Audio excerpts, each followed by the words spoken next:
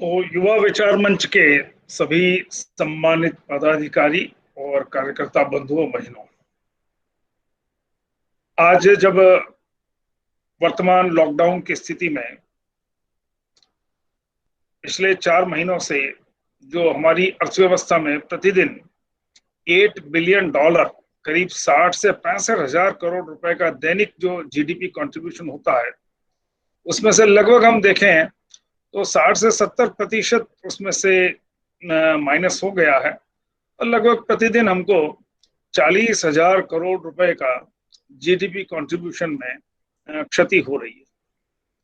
और ऐसे में वर्तमान में हमारे सामने आर्थिक जगत में कौन सी चुनौतियां उपलब्ध हैं और कौन से अवसर उपलब्ध हैं, और इसके साथ ही साथ एक बात और महत्वपूर्ण हो जाती है कि अभी जब पूरा विश्व रिवर्स ग्लोबलाइजेशन की तरफ जा रहा है, अर्थात प्रत्येक देश अपनी अर्थव्यवस्था में अधिकतम रोजगार सृजित करने के लिए अपने यहाँ विदेशों से आने वाली वस्तुओं के ऊपर अनेक प्रकार के प्रतिबंध या अनेक प्रकार के अवरोध उत्पन्न करके अपने अपने देश में सभी सरकारें अधिकतम रोजगार उत्पन्न करने, अधिकतम उत्पादन बढ़ाने और अधिकतम लोगों को योगक्षेम के लिए प्रयासरत हैं।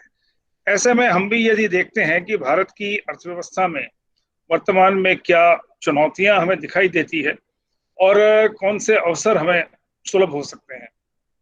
एक प्रारंभिक विहंगम अगर हम दृष्टि डालें तो भारत की अर्थव्यवस्था विश्व में नॉमिनल जीडीपी के आधार पर 5वीं सबसे बड़ी और क्रय क्षमता साम्य परचेजिंग पावर पैरिटी के आधार पर विश्व की तीसरी बड़ी अर्थव्यवस्था है।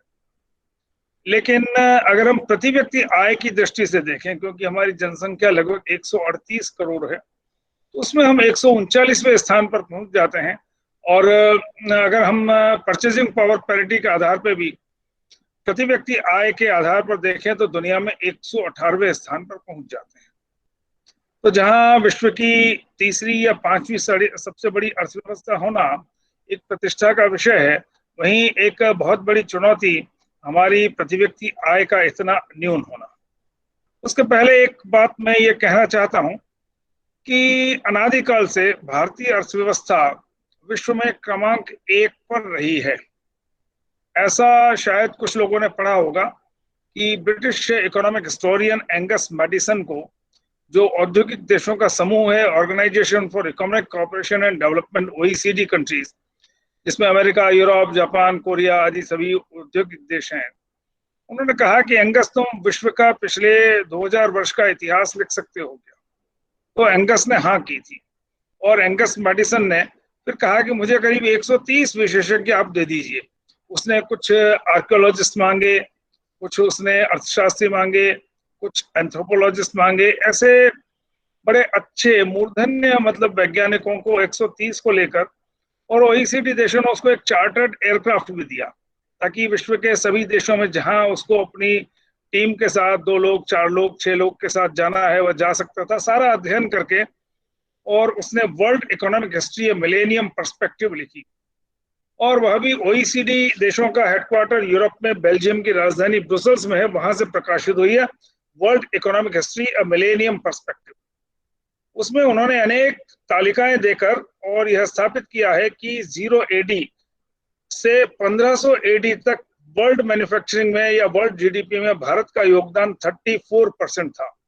उस समय ना यूरोप, अमेरिका, जापान, कोरिया, चीन, कोई भी हमारे आसपास भी नहीं था।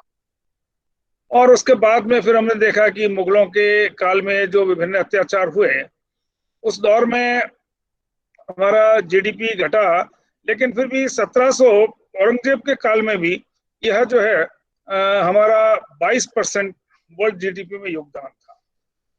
तो इस प्रकार से हम देखते हैं कि भारत की अर्थव्यवस्था विश्व में क्रमांक 1 पर रही है। एक चुनौतियों पर आने के पहले मैं थोड़ा सा हमारे स्ट्रेंथ्स और सामने रख देता हूं, जिससे कि एक सबके मन में आशावादी दृष्टिकोण के साथ हम चुनौतियों का अध्ययन करेंगे और अवसरों का भी पूर्वानुमान लगाएंगे। तो हम देखें तो विश्व की सर्वाधिक कृषि योग्य भूमि एरेबल लैंड भारत के पास है 18 करोड़ हेक्टेयर। और वर्ल्ड के सबसे ज्यादा युवा 20% वो आज भारत के पास है। और इसके साथ ही वर्ल्ड की सबसे ज्यादा micro small and medium enterprises MSME जिनको कहते हैं, वह भी भारत के पास है 6 करोड़ 70 लाख। तो कहने का मतलब है कि हमारी जो आज स्ट्रेंथ्स हैं या हमारी जो क्षमताएं हैं वे अपार हैं और हम बहुत कुछ कर सकते हैं। और लेकिन आज चुनौतियों की दृष्टि से देखें तो वर्ल्ड मैन्युफैक्चरिंग में जहां हमारा सन 1500 में 34% कंट्रीब्यूशन था, आज वह 3% है, जबकि हम वर्ल्ड पॉपुलेशन में 17.6% हैं। और यह एक बहुत बड़ी चुनौती है। दूसरी चुनौती हम देखें तो सिंगापुर इतना छोटा देश है, 625 स्क्वायर किलोमीटर का, कि 5200 सिंगापुर भारत में समा सकते हैं भौगोलिक दृष्टि से। लेकिन हाई टेक्नोलॉजी एक्सपोर्ट्स भारत की तुलना में सिंगापुर के 7.5 गुने हैं। चीन के हाई टेक्नोलॉजी एक्सपोर्ट्स 30 गुने हैं। मैं ये सारी चुनौतियां इसलिए गिना रहा हूं कि यहाँ सब युवा विचार मंच के लोग हैं, तो हमें यह एक आकलन होना चाहिए हमें कितना लंबा रास्ता तय करना है। तो कहने का मतलब यह है कि आज हमारे लिए जो एक हम अनुकूल परिस्थितियां आर्थिक विकास की हैं और उन परिस्थितियों में चुनौती की स्थिति क्या है उसको भी हमें दृष्टिगत रखना होगा। अब मैं सबसे पहले इस बात पर आना चाहता हूं कि हमारा जो कृषि क्षेत्र है वह एक प्रकार से देश का कायाकल्प कर सकता है। जैसा मैंने कहा कि विश्व की सबसे ज्यादा खेती योग्य, हमसे 4 गुना 6 गुना एरिया है भौगोलिक दृष्टि से। चीन भी हमसे बड़ा है, लेकिन 9 करोड़ हेक्टेयर ही कृषि योग्य भूमि है। और हमारी यह जो 18 करोड़ हेक्टेयर कृषि योग्य भूमि में से आज 7 करोड़ हेक्टेयर सिंचित है। और हमारा नदियों में बहकर जो पानी चला जाता है जिसका हम उपयोग नहीं कर पा रहे हैं, वो लगभग 20 करोड़ हेक्टेयर मीटर पानी जो जाता है उसका हम ठीक ठीक उपयोग करें तो 14 से 16 करोड़ हेक्टेयर जमीन को सिंचित कर सकते हैं। और यदि वह हमने कर लिया तो विश्व की 2/3 जनसंख्या की खाद्य आवश्यकताओं की पूर्ति भारत कर सकता है। और 500 करोड़ लोगों की अगर खाद्य आवश्यकताओं की हम पूर्ति अगर करने में समर्थ हो जाते हैं तो भारत विश्व की खाद्य महाशक्ति बनने की सामर्थ्य रखता है। और उसके लिए अब मैं चुनौतियां और अवसर अलग अलग न देख के, मैंने चूंकि कृषि पर चर्चा प्रारंभ की है तो मैं यहाँ पर यह स्पष्ट करना चाहता हूं, आज जैसे चुनौती की दृष्टि से हम कृषि में देखते हैं तो हमारे पास आज भी 2 करोड़ टन अनाज सरप्लस है। कहीं आलू फेंकना पड़ता है। उदाहरण के लिए उत्तर प्रदेश में फर्रुखाबाद विश्व की सबसे बड़ी आलू मंडी है। और उत्तर प्रदेश में जो आलू की खाने की जरूरत है, खपत है, जितना बीज में खपत होती है, 35 से 40 लाख टन आलू सरप्लस पैदा होता है। हम देखते हैं कई जगह आलू फेंकना पड़ता है। अगर आलू के वैल्यू एडेड प्रोडक्ट्स, हम पोटैटो चिप्स है या पोटैटो पाउडर है और भी जो बनाना प्रारंभ करें तो वह जो 35 से 40 लाख टन आलू वेस्ट जाता है उसका हम ठीक से उपयोग कर पाएंगे और उससे किसान की आय भी हम बढ़ा पाएंगे। और चाहे गेहूं हो, चाहे वो चावल हो, चाहे वो टमाटर हो, चाहे वो आलू हो, सभी फसलों में हम देखते हैं कि अनेक स्थानों पर किसानों को उनकी उपज का पूरा दाम इसलिए नहीं मिलता है कि वहां वो सरप्लस पैदा हो।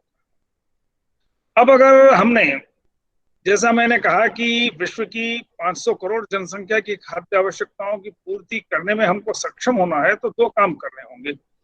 एक तो किसान को देश के फूड सिस्टम का भाग बनाना होगा। किसी भी स्थिति में हम किसान को गेहूं की, चावल की, आलू की खेती जब तक वो करता रहेगा केवल, तो उसके दाम उसको इतने नहीं मिलेंगे कि उसकी आर्थिक स्थिति ठीक हो सके। क्योंकि अगर गेहूं के दाम 2 रुपए किलो बढ़ जाएंगे तो पूरे देश में महंगाई का लेकर बड़ा विरोध प्रदर्शन होना शुरू प्रारंभ हो जाए। और लेकिन अगर हमने जीरो टेक्नोलॉजी और लो टेक्नोलॉजी इंडस्ट्रीज जो हैं, जैसे गेहूं से आटा, मैदा, सूजी, ब्रेड आदि बनाने के अगर कारखाने, केक आदि जो विभिन्न प्रकार के ऐसे उद्योग, village level enterprises, farmer producer organisation, village level cooperatives या अन्य भी किसी भी प्रारूप में यदि हमने किसान को फूड सिस्टम का पार्ट बना लिया, तो चाहे वो टमाटो पेस्ट या टमाटो सॉस बनाना है, चाहे किसी भी कृषि उत्पाद को, तो गांवों में जो कृषि उपज है उसमें मूल्य संवर्धन करके, और उसके अगर हम अभी तत्काल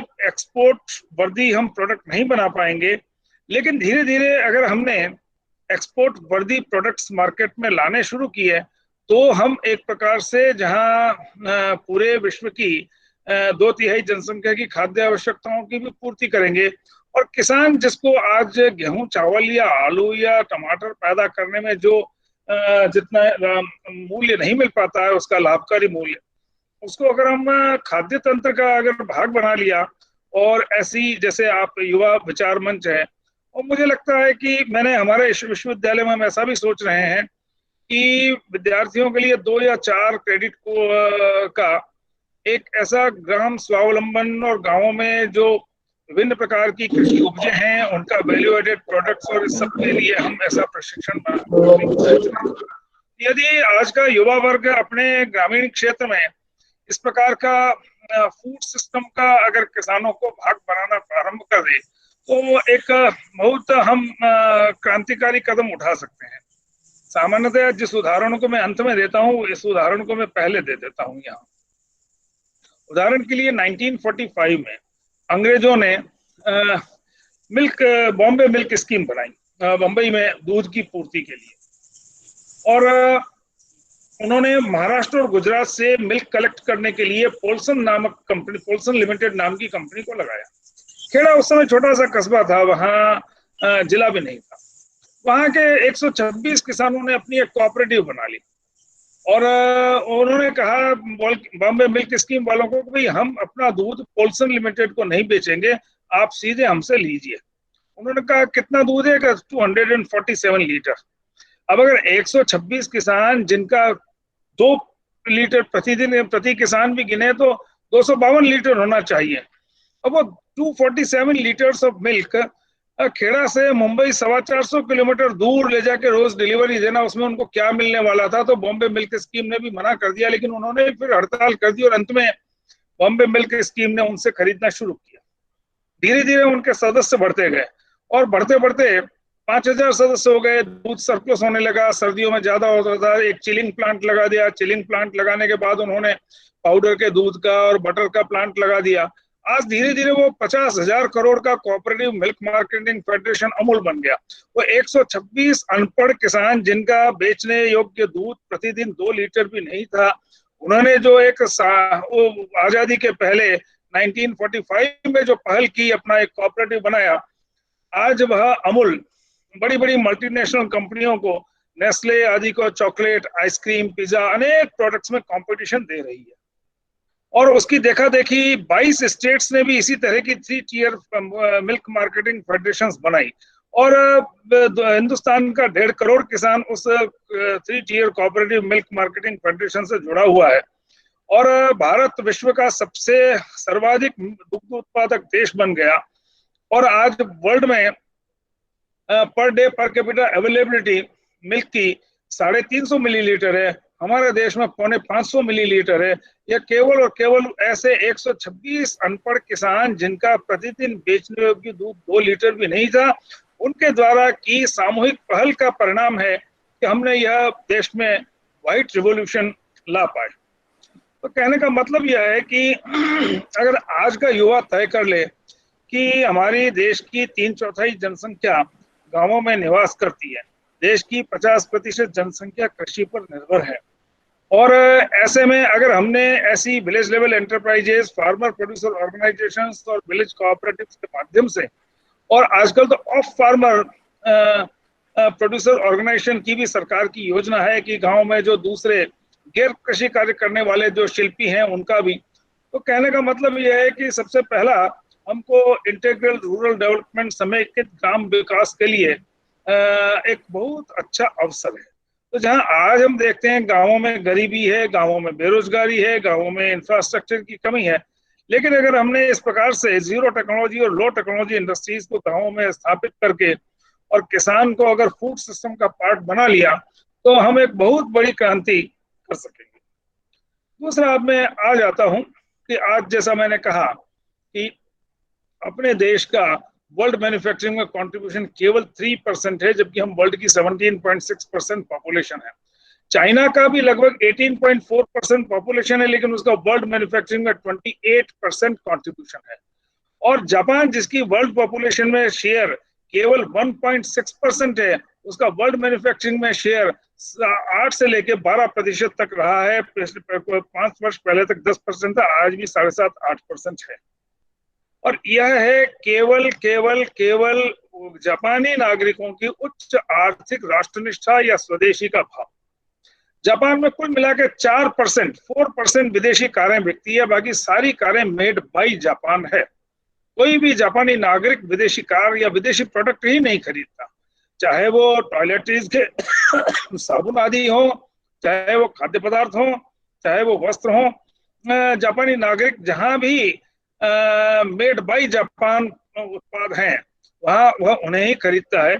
और इसलिए आज 1.6% पॉपुलेशन वाले देश का वर्ल्ड मैन्युफैक्चरिंग में 10% कंट्रीब्यूशन है। हमारे देश में इसका उल्टा है।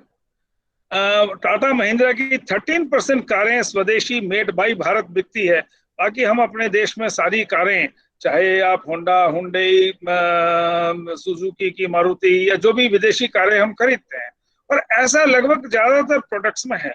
सबसे बड़ी चुनौती आज जो है कि हमारा वर्ल्ड मैन्युफैक्चरिंग में केवल 3% कंट्रीब्यूशन होने के साथ ही हमारे देश का लगभग 3/4 जो संगठित क्षेत्र का उत्पादन तंत्र है वो विदेशी बहुराष्ट्रीय कंपनियों के हाथ में है। तो वो 3% में भी लगभग जो है देख लीजिए कि 2% फॉरेन मल्टीनेशनल कंपनियां बनाती हैं। आज देश का 75% जूते का polish cherry, racket and Coleman American company बनाती है। अपने देश का मेड बाय भारत गेही है, रॉबिन है। हम अगर उसको खरीदना शुरू कर दिया तो जूते के पॉलिश में कोई बहुत बड़ी बात नहीं है। तो कहने का मतलब है कि जूते के पॉलिश से लेके, सॉफ्ट ड्रिंक से लेके, टीवी फ्रिज से लेके, टू व्हीलर्स में जैसे होंडा का एक्टिवा सबसे ज्यादा बिकता है। उसके बाद हम आगे चलें तो कारों में केवल 13% मेड बाय भारत कारें बिकती है, सारी विदेशी है। अब मोबाइल फोन में भी चाइनीज मोबाइल फोन और उन सबका बोलबाला है। तो कहने का मतलब यह है कि अगर आज जूते के पॉलिश से और सॉफ्ट ड्रिंक से लेकर और हम देखते हैं कि कारों तक अधिकांश प्रोडक्ट्स में मल्टीनेशनल के ब्रांड्स, वो मेक इन इंडिया हो सकता है, मेड इन इंडिया हो सकता है। मान लो एबीएस वोल्वो भी अपनी बस यहाँ असेंबल करती है और उसमें मेड इन इंडिया लिख देती है, लेकिन उसका 90% सारे कंप्लीटली नॉकडाउन किट तो बाहर से आते हैं। तो एक भारत की सबसे बड़ी चुनौती यह है कि हम एक असेंबली लाइंस का देश बन गए, जहाँ केवल प्रोडक्ट असेंबल होते हैं। हम केवल युवाओं को स्किलिंग सिखाते हैं तो भाई कैसे, क्योंकि आज हम एटीएम भी बनाते हैं बैंकों के लिए, या हम पासबुक प्रिंटर भी बनाते हैं। इलेक्शन वगैरह हुआ वे किसी भी कंपनी के कंपोनेंट्स यहाँ आते हैं और उनमें हम मतलब जो है हमारा देश का जो टेक्नोक्रेट है वो केवल स्क्रू ड्राइवर से और शोल्डरिंग से उनको जोड़ने का काम ही कर पाता है। चाहे मेट्रो ट्रेन हैं, तो आज हम अपना मेट्रो ट्रेन का सरकार मेट्रो रेल कॉरपोरेशन बना देती है, 200-250 ब्यूरोक्रेट्स और टेक्नोक्रेट्स उसमें नौकरी रख देती है। बाकी फिर किसी भी कंपनी को, बॉम्बार्डियर को, एल्स्टॉम को, थेलस को टेंडर कर दिया जाता है और वो अपना 2-2.5 हजार रुपए का टेंडर करती है। वो अपना रोलिंग स्टॉक बाहर से लाती है, यहाँ वो मेक इन इंडिया कर लेती है, उन डब्बों को यहाँ जोड़ने का काम कर लेती है और उसके बाद में यहाँ उसको रन करती है। और आप और हम जो टिकट का पैसा देते हैं उसमें से ज्यादातर वो अपना उनका रिम्यूनरेशन बाहर ले जाती है। तो कहने का मतलब यह है कि साधारण रेफ्रिजरेटर से लेके और मेट्रो ट्रेन तक केवल जो असेंबली लाइंस होने से डाउन स्ट्रीम वैल्यू चेन में जो एम्प्लॉयमेंट जनरेशन, टेक्नोलॉजी डेवलपमेंट और इकोनॉमिक वैल्यू क्रिएशन होना चाहिए, वो हमारे देश में नहीं हो पाता है। अब ये भी थोड़ा सा मैं ये कर दूं कि पिछले 30 सालों में इकोनॉमिक ग्लोबलाइजेशन के दौर में क्या हुआ कि हमने एफडीआई खुला किया। पहले 90s के पहले, 95 के पहले देश के सारे रेफ्रिजरेटर्स मेड बाय इंडिया थे, देश के सारे TV set made by India थे, मेड बाय भारत थे। देश का सारा ज्यादातर प्रोड्यूस जो है वो मेड बाय भारत था, इंडियन ब्रांड्स बिकते थे।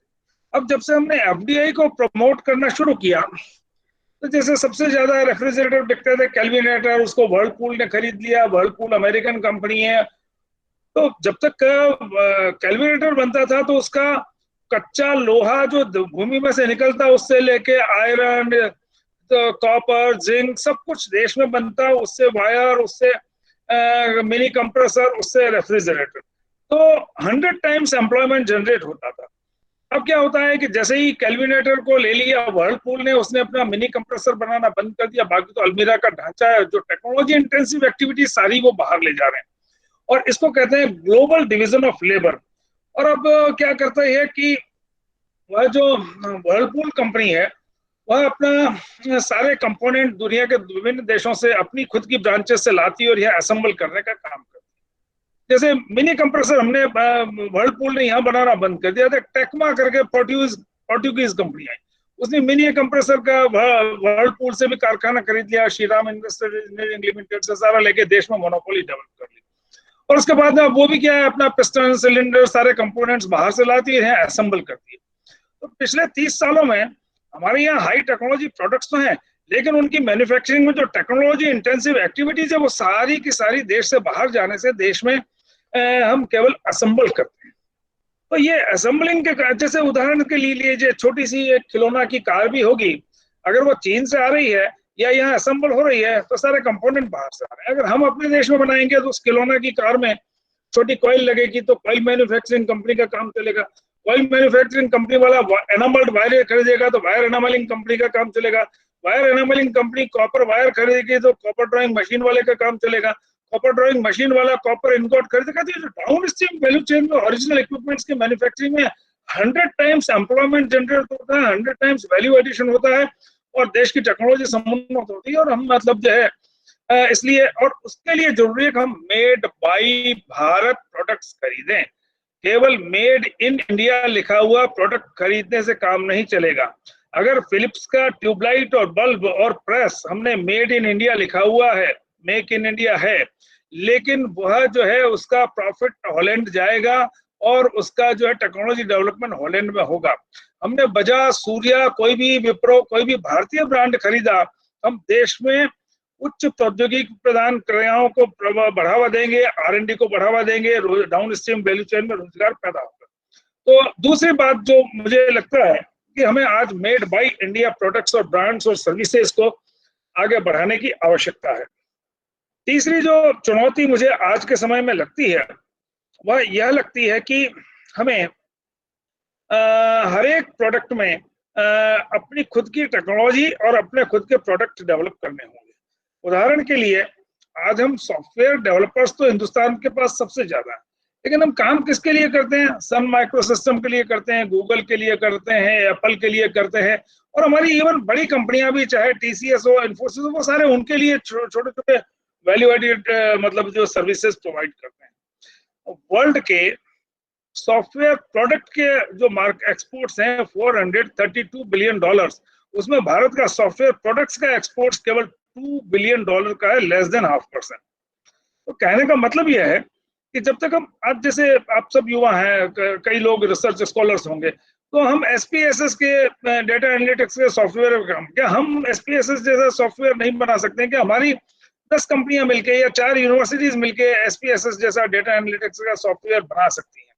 तो कहने का मतलब है कि वो SPSS IBM में बनता है। IBM के 2.25 लाख सॉफ्टवेयर डेवलपर्स में से 1.5 करोड़ इंडिया में काम करते हैं, और अमेरिका में करते हैं, उनमें भी करीब 43% इंडियंस हैं।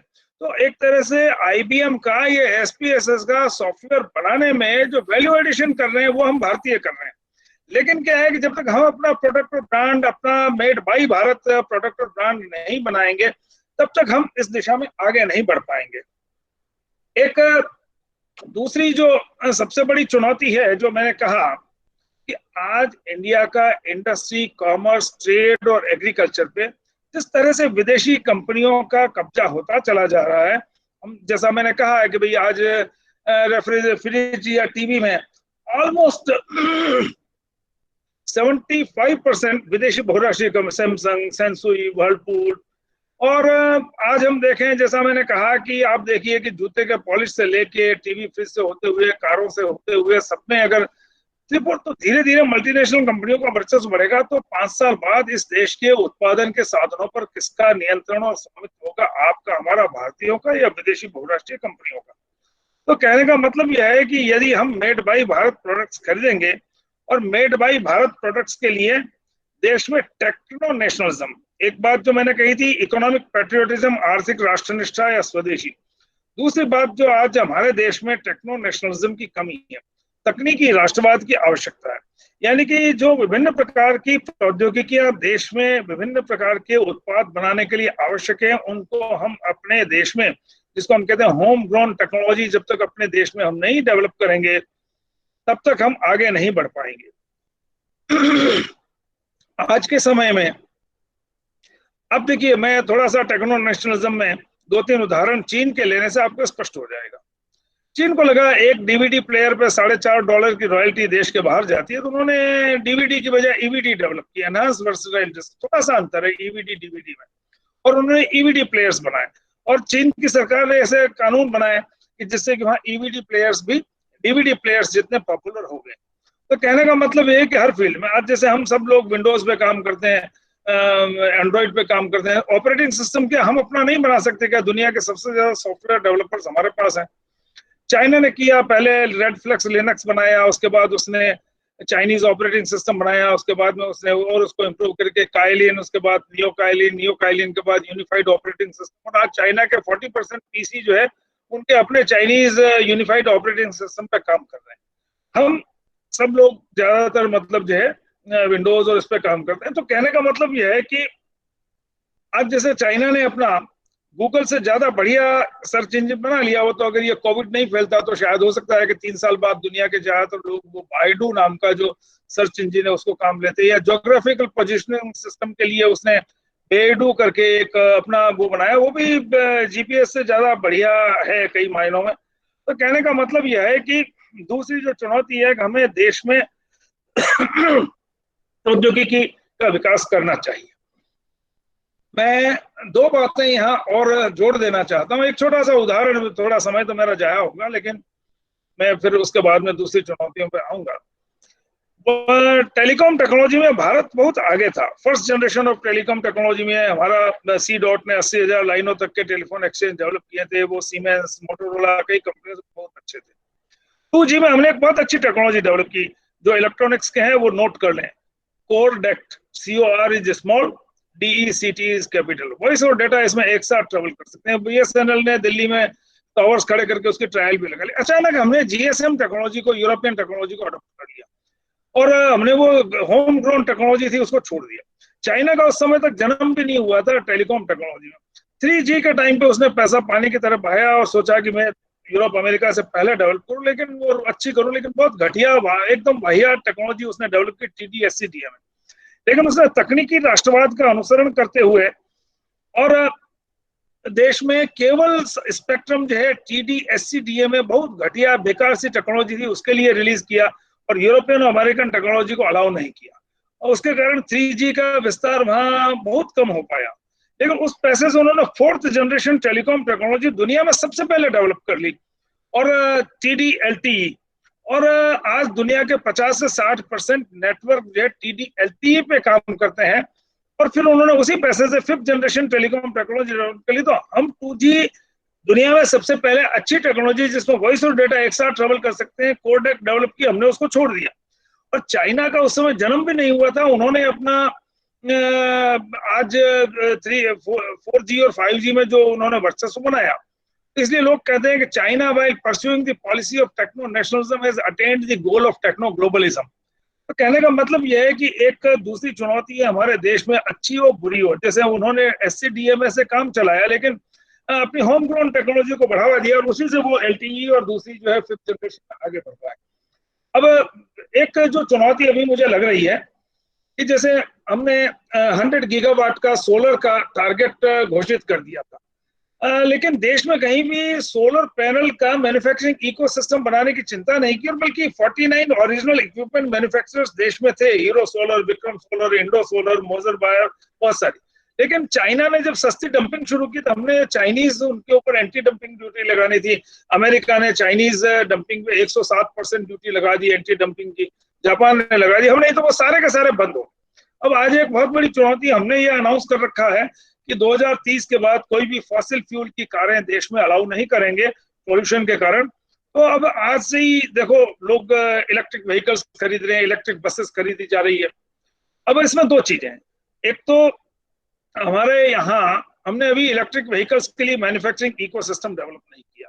अब एक ऑटोमोबाइल इंजन में, पेट्रोल और डीजल के इंजन में 2000 पार्ट्स लगते हैं, और कोयम्बटूर से लेके गुड़गांव तक कई हजार, बीसों हजार कंपनियां ये इंजन पार्ट्स बनाती है। अब ये इंजन बनना ही बंद हो जाएगा जब पेट्रोल और डीजल की कारें हम अलाउ नहीं करेंगे 2000 पार्ट्स वाला, और केवल 20 पार्ट वाली इलेक्ट्रिक ड्राइव उसका स्थान ले लेगी। और हमने अभी तक अपने देश में उस इलेक्ट्रिक ड्राइव की टेक्नोलॉजी डेवलप नहीं की है, तो हम टेस्ला से लेंगे और किसी विदेशी कंपनी की लाएंगे, क्या करेंगे? हमारे देश में कोबाल्ट और लिथियम नहीं है, तो हम वो लिथियम बैटरीज कैसे बनाएंगे? रॉ मटेरियल सिक्योरिटी कहाँ से आएगी? क्या हमको सोडियम आयन बैटरी पे नहीं जाना चाहिए क्या? या हमको हाइड्रोजन फ्यूल सेल टेक्नोलॉजी पे नहीं जाना चाहिए क्या, जिसमें कोई पॉल्यूशन भी नहीं है? उसमें तो हम लिथियम का अल्टीमेटली बाद में क्या करेंगे बैटरी की लाइफ खत्म होने के बाद? हाइड्रोजन फ्यूल सेल टेक्नोलॉजी में जैसे टाटा मोटर्स ने बसेस डेवलप कर रखी है, उसमें हाइड्रोजन ऑक्सीजन के कॉम्बिनेशन से केवल वाटर बाई प्रोडक्ट होता है। हाइड्रोजन की रिफ्यूलिंग भी 5-10 मिनट में हो जाती है, बैटरी चार्जिंग में 4-5 घंटे लगते हैं, वो नहीं लगते हैं। तो कहीं ना कहीं हमको एक राइट चॉइस ऑफ टेक्नोलॉजी भी आज के समय में उतना समय नहीं है, लेकिन हमको एक सोचनी चाहिए। और अब दूसरी जो मुझे सबसे बड़ी चुनौती लग रही है कि फोर्थ इंडस्ट्रियल रिवॉल्यूशन जो है, इस चौथी औद्योगिक क्रांति में जैसे हम ऑटोमोबाइल व्हीकल्स की तरफ जा रहे हैं, बैटरी ड्रिवन, या हम पूरे जो नए तरह के प्रोडक्ट्स थे, उसमें सबसे पहला जो चुनौती मुझे सबसे बड़ी गंभीर दिखती है वो दिखती है आर्टिफिशियल इंटेलिजेंस। आज एग्रीकल्चर से लेके, होमलैंड सिक्योरिटी से लेके, बॉर्डर सिक्योरिटी से लेके, हेल्थ केयर से लेके, डायग्नोस्टिक्स से लेके, थेरापेटिक्स से लेके, कोई ऐसा काम नहीं होगा इस धरती पर जिसमें एआई का उपयोग नहीं होगा। ह्यूमन रिसोर्स मैनेजमेंट से लेके, फाइनेंशियल मैनेजमेंट से लेके, बैंकों के लिए, फाइनेंशियल टेक्नोलॉजी कंपनीज के लिए, फ्रॉड प्रिवेंशन, सभी में एआई के प्रोडक्ट्स आ रहे हैं। समय कम है, मैं केवल 2-3 उदाहरण से आपको स्पष्ट करता हूं। आज जैसे गूगल ने ऐसा एल्गोरिदम डेवलप किया है कि जो रेटाइना के पिक्चर्स के आधार पे ये प्रिडिक्ट कर सकता है कि किस आदमी को कितने समय बाद हार्ट ब्लॉकेज कितने % हो सकता है। ये चाइनीज कंपनियों ने सिंपल लंग्स के एक्सरे के बिग डेटा एनालिसिस के आधार पे और इस तरह का एल्गोरिदम डेवलप किया है कि जिसके आधार पर वह यह प्रिडिक्ट कर सकता है सिंपल लंग्स के एक्सरे के माध्यम से कि किस व्यक्ति को कितने समय बाद लंग कैंसर हो सकता है।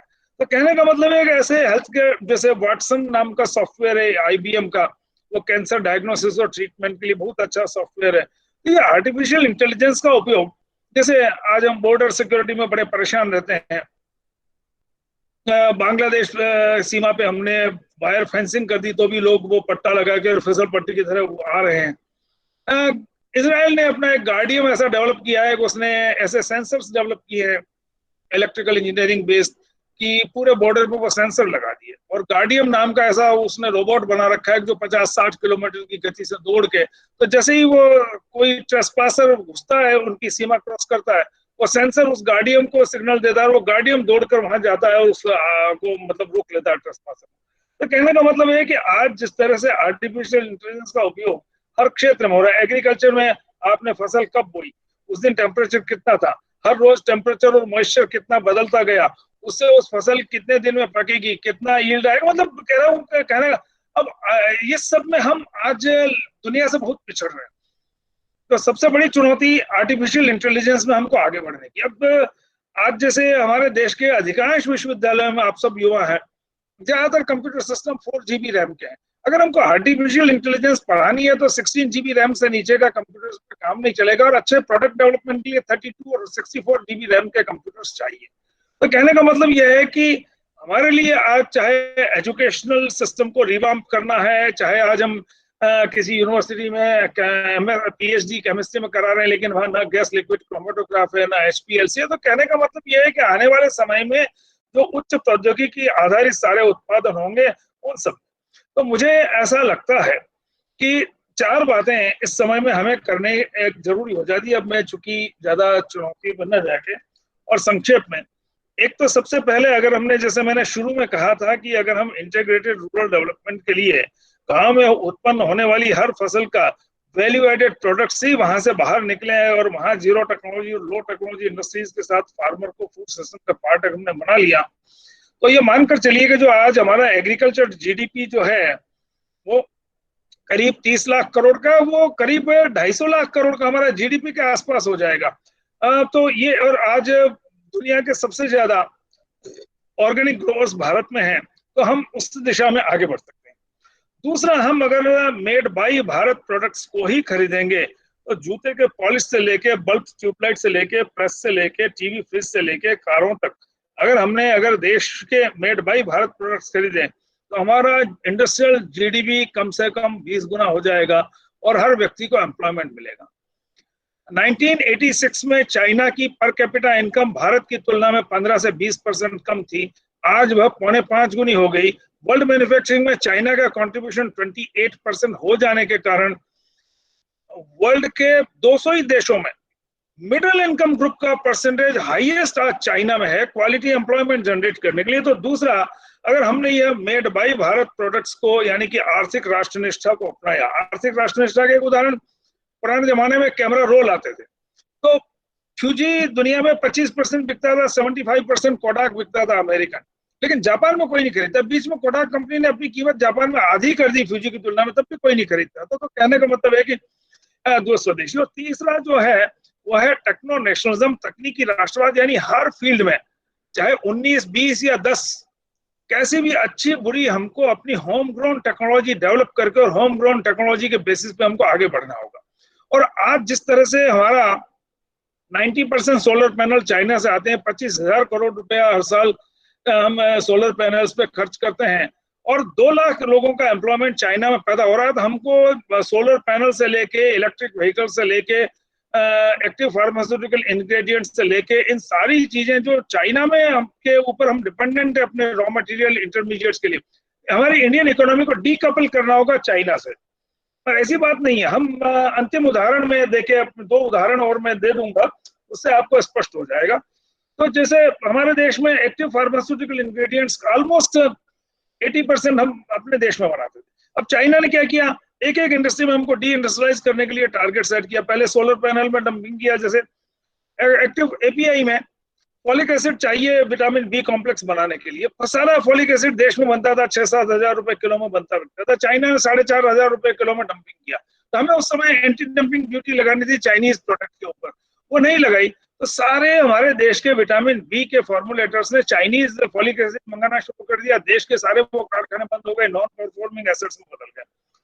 और जब देखा कि भारत के सारे फॉलिक एसिड मैन्युफैक्चरिंग बंद हो गई, तो चाइना ने 2016 की जनवरी से दिसंबर के बीच के 12 महीने में उसकी कीमत 11 गुनी बढ़ाकर 50,000 रुपए किलो कर दिया। तो कहने का मतलब यह है कि एक बहुत बड़ी चुनौती है कि हमारा जो चाइना पे डिपेंडेंस हो गया है अपने विभिन्न इनपुट्स और कंपोनेंट्स और प्रोडक्ट्स के ऊपर, उसको हमको बिल्कुल समाप्त करके और चाइनीज प्रोडक्ट्स के उससे बिल्कुल बाहर निकलना होगा। और एक अंतिम बात जो मैं कहना चाहता हूँ, कभी वर्ल्ड में पिछले 30 साल से एक ट्रेड वॉर इस तरह का चल रहा है। उदाहरण के लिए 2000 के पहले सारी सीमेंट हम बनाते थे, it was made by India. अचानक अब देखिए, आप 1980 के दशक में जब अमेरिका, नॉर्थ अमेरिका में, कनाडा, अमेरिका में सीमेंट एक सनराइज सेक्टर था, सारी एलिवेटेड रोड्स और सीमेंट कंक्रीट रोड्स वो वहां बन रही थी। तो यूरोप के 6 cement manufacturers, Heidelberg, Italcementi, Lafarge, Holcim, इनको लगा कि अमेरिका और कनाडा का सीमेंट इंडस्ट्री को हमको टेक ओवर करना चाहिए। उन्होंने सस्ती सीमेंट की डंपिंग वहां शुरू की और वहां के कारखाना मालिकों ने अपने कारखाने बेचे और 6 यूरोपियन कंपनियों ने अमेरिका और नॉर्थ अमेरिका के, कनाडा और अमेरिका के सीमेंट के कारखाने खरीद लिए। उसके बाद उन्होंने वही गिमिक ली ईस्टर्न यूरोप में, फिर 95 से लैटिन अमेरिका में, 96 के बाद साउथ ईस्ट एशिया के 10 ही देशों में। साउथ ईस्ट एशिया में इन 6 यूरोपियन कंपनियों ने सीमेंट इंडस्ट्री को टेक ओवर करने के बाद भारत में कोरिया के रास्ते सीमेंट की डंपिंग शुरू की। सबसे पहले टाटा ने हाथ खड़े किए, Tata iron and steel company के सीमेंट प्लांट्स बिके, फ्रेंच कंपनी लाफार्ज ने खरीदे। उसके बाद टाटा ने अपना दूसरा ग्रुप एसीसी बेचा, जो हिंदुस्तान की उस समय 20% में सीमेंट मैन्युफैक्चरिंग करता था। पूरब पश्चिम उत्तर दक्षिण सब जगह एसीसी के कारखाने थे। उसको होलसिम ने खरीद लिया, जो एक्सप्रेस कंपनी थी। फिर गुजरात अंबुजा बिकी, उसको होलसिम ने खरीद लिया। बिरला बंधुओं में रेमंड सीमेंट बिका, बिरला बंधुओं में जुआरी सीमेंट। ऐसे करके आज की तारीख में हिंदुस्तान की सीमेंट मैन्युफैक्चरिंग का मोर देन 50% इन 6 यूरोपियन कंपनियों के हाथ में है। सोने का पत्थर हमारा, मैन्युफैक्चरिंग करने में सारे मजदूर से लेकर मैनेजिंग डायरेक्टर तक हम, खरीदते भी हमें। और तो ये जो है हर फील्ड में मुझे लगता है कि यह जो सारा इन दिनों चल रहा है, तो हमारे लिए सबसे बड़ी चुनौती देश के उत्पादन तंत्र को विदेशियों से मुक्त करना। और मैं 1 मिनट और ले लेता हूं एग्रीकल्चर में भी। जैसे आज किसान अन्नपूर्णा आटा, इसका Hindustan Lever Anglo Dutch company का, नेचर फ्रेश आटा इसका है कारगिल अमेरिकन कंपनी का। इन्होंने अपना, मान लो कारगिल ने यहाँ आटा लॉन्च करने के पहले किसानों की जमीन कॉन्ट्रैक्ट फार्मिंग पे ले ली, किसान जमीन के मालिक से बटाईदार हो गया। और उसके बाद उन्होंने एक बड़ी कई सारी फ्लोर मिल्स डाली, 300 टन पर शिफ्ट, 3 लाख किलो एक शिफ्ट में आटा पीसे। ऐसी देश की कई रोलर फ्लोर मिल्स और आटा चक्कियां बंद हुई। और खेत खलिहान से किचन तक की फूड सप्लाई चेन, किसान से कॉन्ट्रैक्ट फार्मिंग करवाना, उसका गेहूं खरीद लेना, ले लेना, फिर उसके बाद में आटा भी खुद, मतलब टोमेटो सॉस हर एक में। तो कहने का मतलब ये है कि देश के उत्पादन तंत्र को विदेशी नियंत्रण में बचाना, ये एक जाने से, और उसको वापस लेना। और अगर हमने विदेशी प्रोडक्ट, अगर फिलिप्स का बल्ब नहीं खरीदा तो कितने दिन फिलिप्स कंपनी यहाँ रहेगी? और वर्लपूल का रेफ्रिजरेटर नहीं खरीद के गोदरेज का या वोल्टास का या हमारा वीडियोकॉन, मतलब आज जहां जहां हमारे इंडियन ब्रांड्स हैं उनको अगर हम खरीदेंगे तो धीरे धीरे सारी विदेशी कंपनियां अपना सारे कारखाने बेचकर चली जाएगी। अगर हमने लाफार्ज और होलसिम का सीमेंट खरीदना बंद कर दिया, हमने अगर दूसरा भारतीय कंपनियों का खरीदा, तो कितने दिन वो यहाँ रहेगी? तो मेरे ख्याल में हमारे सामने एक चुनौती है कि देश का उत्पादन तंत्र विदेशी नियंत्रण में जाए, और अवसर यह है कि हम स्वदेशी भाव अपना कर संपूर्ण देश के उत्पादन तंत्र को वापस अपने हाथ में ला सकते हैं। विदेशी अगर माल, जो विदेशी कंपनियों के ब्रांड्स हैं, चाहे वो मेक इन इंडिया करे, मेड इन इंडिया करे, उनको खरीदना बंद करके केवल मेड बाय इंडिया। आज मान लो कार है टाटा महिंद्रा की, made by India, Honda Hyundai, ये सारी मेड बाय अदर कंट्रीज है। तो किसी भी, चाहे चेरी पॉलिश हो, चाहे कोई भी हो, तो मुझे लगता है कि इस चुनौती को अवसर में बदलने का बहुत बड़ा काम इन 4 चीजों से हो जाएगा। इंटीग्रेटेड रूरल डेवलपमेंट, दूसरा हो जाएगा हमारा स्वदेशी या इकोनॉमिक पैट्रियोटिज्म, और तीसरा हो जाएगा हमारा टेक्नो नेशनलिज्म अपने देश में। मैं तो सोचता हूँ कि आप सब युवा हैं, हर एक इंजीनियरिंग कॉलेज में सब बच्चों से शपथ दिलाएं कि हम अपना एमटेक का डिसर्टेशन, पीएचडी की थीसिस ऐसे प्रोडक्ट पे करेंगे जिससे कि चीन पर हमारा निर्भरता कम हो जाए। और जो भी प्रोडक्ट चीन से आता है, हम उसके विकल्प के रूप में जो भी प्रोडक्ट हम डेवलप करें, हम पीएचडी उस पर करेंगे। मतलब कहने का मतलब ये है कि पूरा मानसिक क्रांति लाने की जरूरत है। और उसके साथ ही साथ जो सनराइज सेक्टर्स और सनराइज टेक्नोलॉजीज, आर्टिफिशियल इंटेलिजेंस है, मैकाट्रॉनिक्स है, इन सब में हम अगर जो है अपना काम करेंगे, एआई बेस्ड प्रोडक्ट अगर हमने डेवलप किया, पूरी दुनिया से पैसा हमारे ऊपर बरसेगा। और हमको ये हेल्थ केयर, डायग्नोस्टिक्स, एग्रीकल्चर सब में अगर एआई के प्रोडक्ट्स बाहर से लाने पड़े, तो हमारा पहले ही विदेश व्यापार में घाटा $160 अरब का है, वो और बढ़ जाएगा। तो इसलिए हमें चौथा जो बात है, वो टेक्नो नेशनलिज्म अपनाने के साथ साथ सारी सनराइज सेक्टर्स और सनराइज टेक्नोलॉजीज अपने देश में हम डेवलप करें और उसका ही उपयोग करें, वो अच्छी हो या बुरी। इतना कहकर मैं अपनी बात को यहीं पूरा करता हूं। आप सबका आभार।